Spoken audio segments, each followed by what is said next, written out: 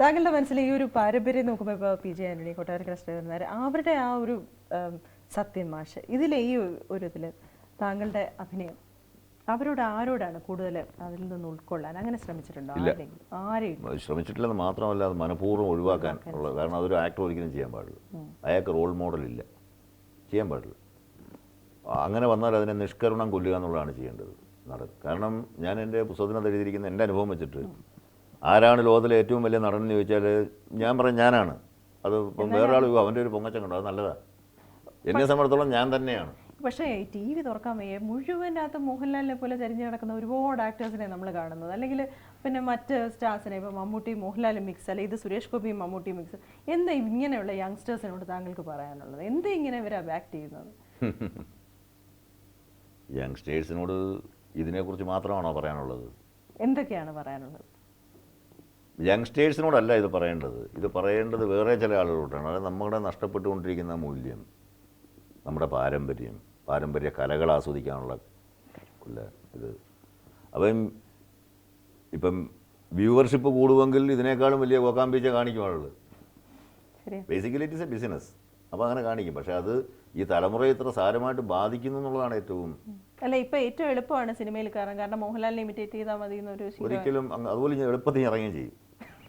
അങ്ങോട്ട് കയറും ഇറങ്ങും, അങ്ങനെയൊന്നും പറ്റില്ല. മോഹൻലാലിന് ബാഹ്യമായിട്ടുള്ള ചലനമാണോ മോഹൻലാലിൻ്റേത് മാത്രമായ, മോഹൻലാലിന് മാത്രമായ, മമ്മൂട്ടിക്ക് മാത്രമായ, അല്ലെങ്കിൽ അങ്ങനെ നോട്ടബിളായിട്ടുള്ള ഓരോ ആക്ടർക്കും മാത്രമായ ഒരുപാട് കാര്യങ്ങൾ വേറെയുണ്ട്. ഈ ഒരു അറിവാണ് ഇപ്പം കൂടിയാട്ടത്തിൻ്റെയും അല്ലെങ്കിൽ കഥകളിയുടെയും നിന്ന് നമുക്ക് ഉൾക്കൊള്ളാത്ത, ആ അറിവ് ഉൾക്കൊള്ളാത്ത ഒരു തലമുറയ്ക്ക് ഈ ഒരു ബാഹ്യമായ ചലനങ്ങളിൽ മാത്രം പെട്ടുപോകുന്നില്ല. അതെ അതെ. അതിൽ പിന്നെ ഇത് ശ്രദ്ധിക്കുക. അത് മാത്രമാണ്. അപ്പം മലയാളം പിന്നെ ഈ തലമുറയ്ക്ക് പറയാൻ ബുദ്ധിമുട്ടും. അവരെ കുറ്റം പറഞ്ഞിട്ട് കാര്യമില്ല. അത് നമ്മുടെ വിദ്യാഭ്യാസ മേഖലയിൽ വന്നിട്ടുള്ള അപജയത്തിൻ്റെയൊക്കെ പ്രശ്നമാണ്.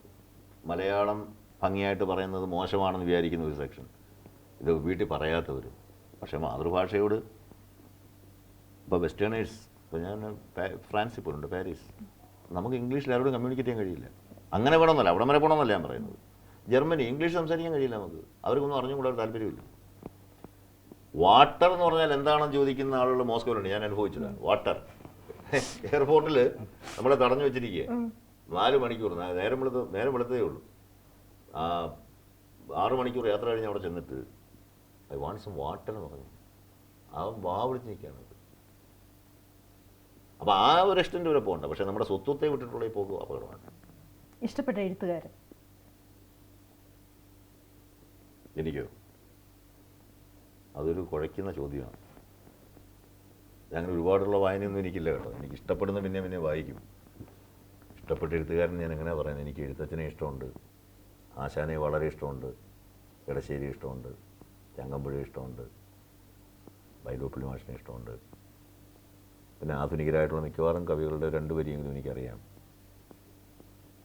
പിന്നെ ഷേക്സ്പിയർ. അങ്ങനെ ഈ കവികളുടെ ഒരു സൗഹൃദം, താങ്കൾ നേരത്തെ പറഞ്ഞു വരുന്ന എല്ലാം കവികളുടെ പേര് ഇങ്ങനെ കടന്നത്. ഇപ്പോൾ ആ ഒരു കൂട്ടത്തിലേക്ക്, ആ ഒരു ബഹളത്തിലേക്ക് എപ്പോഴും എത്തിപ്പെടാൻ പറ്റുന്നില്ല എന്നുള്ള ദുഃഖമുണ്ട് അത് സിനിമയുടെ കവികൾ.